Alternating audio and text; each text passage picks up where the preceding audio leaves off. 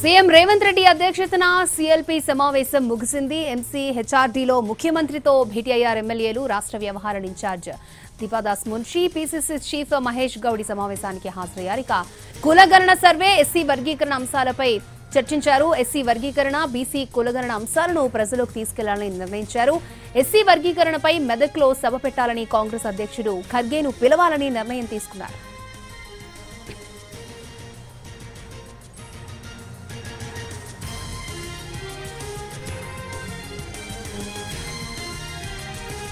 MC హెచ్ఆర్డీలో CLP సమావేశం ముగిసింది. సూర్యాపేటలో భారీ బహిరంగ సభ పెట్టాలని నిర్ణయం తీసుకుంది సీఎల్పీ. ఎస్సీ వర్గీకరణపై మెదక్లో సభ పెట్టాలని కాంగ్రెస్ అధ్యక్షుడు ఖర్గేని ముఖ్య అతిథిగా పిలవాలని నిర్ణయం తీసుకున్నారు.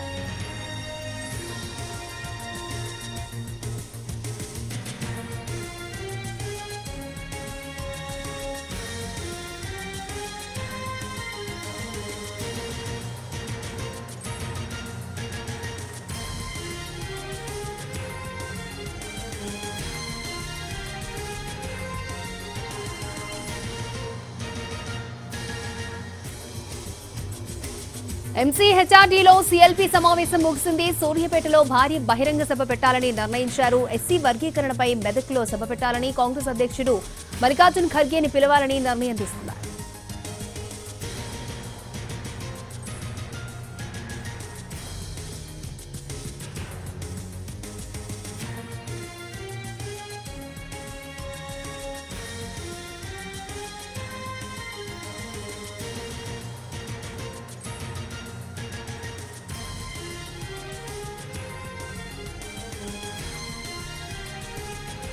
ఎంసీ హెచ్ఆర్డీలో సీఎల్పీ సమావేశం ముగిసింది. సూర్యాపేటలో భారీ బహిరంగ సభ పెట్టాలని నిర్ణయం తీసుకున్నారు. ఎస్సీ వర్గీకరణపై మెదక్లో సభ పెట్టాలని కాంగ్రెస్ అధ్యక్షుడు ఖర్గేను పిలవాలని నిర్ణయం తీసుకుంది CLP.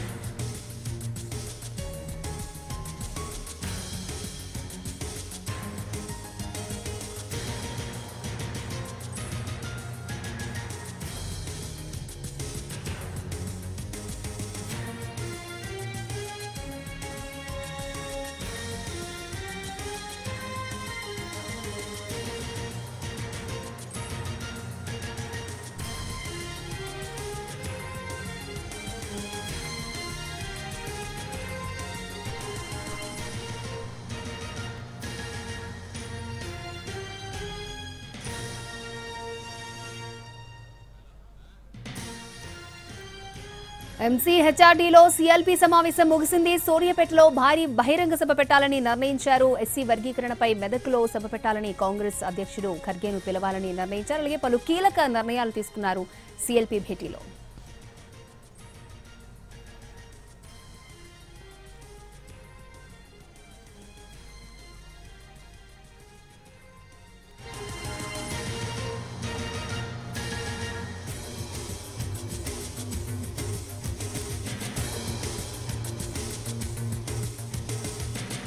Right, CM Revanth Reddy అధ్యక్షతన ఎంసీ హెచ్ఆర్డీలో సీఎల్పీ సమావేశం ముగిసింది.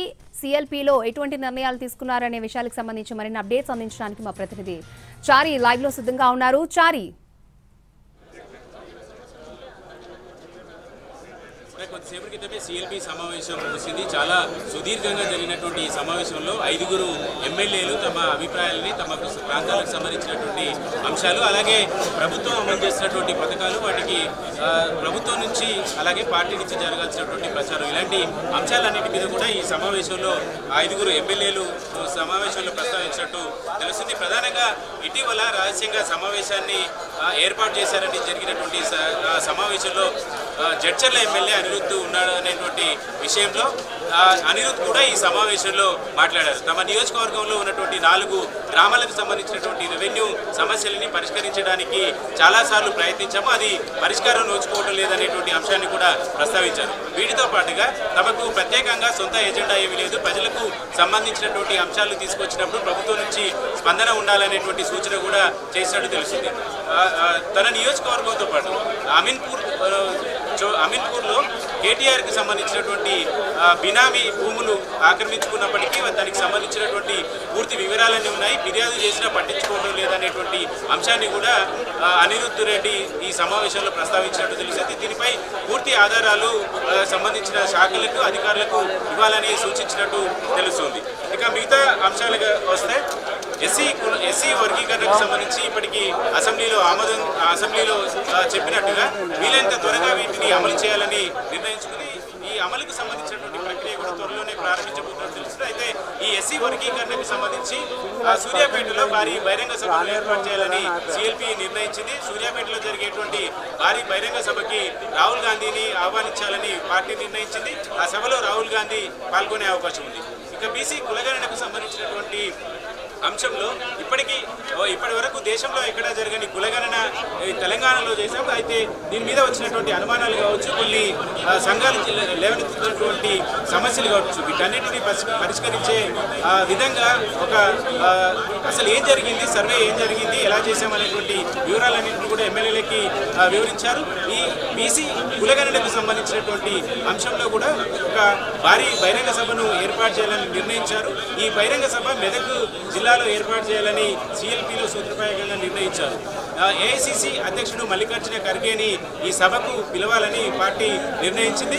మరి కాసేపట్లోనే సిఎల్పి సమావేశం ముగిసింది కాబట్టి సిఎల్పి సమావేశం ముగిసిన వెంటనే కొద్దిసేపట్లోనే CM Revanth Reddy, PCC chief Mahesh Goud, అలాగే డిప్యూటీ సీఎం బట్టి విక్రమార్క, ఇప్పటికే ఉత్తమ్ కుమార్ రెడ్డి, పార్టీ సీనియర్ నాయకులంతా ఢిల్లీకి బయలుదేరుతున్నటువంటి పరిస్థితి. వీళ్ళంతా రేపు ఏఐసిసి ముఖ్య నాయకులందరితో కూడా భేటీ కాబోతున్నారు. ఇక్కడ జరిగినటువంటి కులగణనకు సంబంధించినటువంటి అంశం కావచ్చు, పార్టీ నిర్మాణానికి సంబంధించినటువంటి కమిటీల ఏర్పాటుకు సంబంధించినటువంటి అంశాలన్నింటి మీద కూడా అధిష్టానంతో చర్చించేటువంటి అవకాశం ఉంది.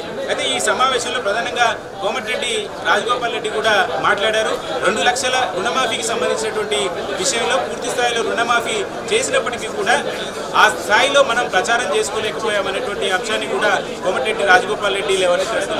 ఓవరాల్గా జరిగినటువంటి అభివృద్ధి కార్యక్రమాలన్నిటి మీద వస్తున్నటువంటి ఆదాయము, అలాగే పథకాలకు కేటాయించినటువంటి నిధులు, ఇలాంటి అంశాలన్నింటి మీద కూడా deputy CM Bhatti Vikramarka power point presentation ఇచ్చారు. అందరికీ ఎమ్మెల్యేలకి ఆర్థిక పరిస్థితి, తెలంగాణ ప్రభుత్వం యొక్క ఆర్థిక పరిస్థితి ఏంటి అనేది తెలిసి ఉండాలి కాబట్టి ఈ పవర్ పాయింట్ ప్రజెంటేషన్ సిఎల్పి సమావేశంలో ఇచ్చినట్టు తెలిసింది. ఓవరాల్గా కులగణనకు సంబంధించి 2 సభల్ని నిర్వహించబోతుంది. అలాగే స్థానిక సంస్థల ఎన్నికలకు కూడా అందరినీ సంసిద్ధం చేసేటువంటి పనిలో భాగంగానే ఈ సమావేశం నిర్వహించారు. ఎమ్మెల్యేలందరికీ కూడా దిశానిర్దేశం చేశారు.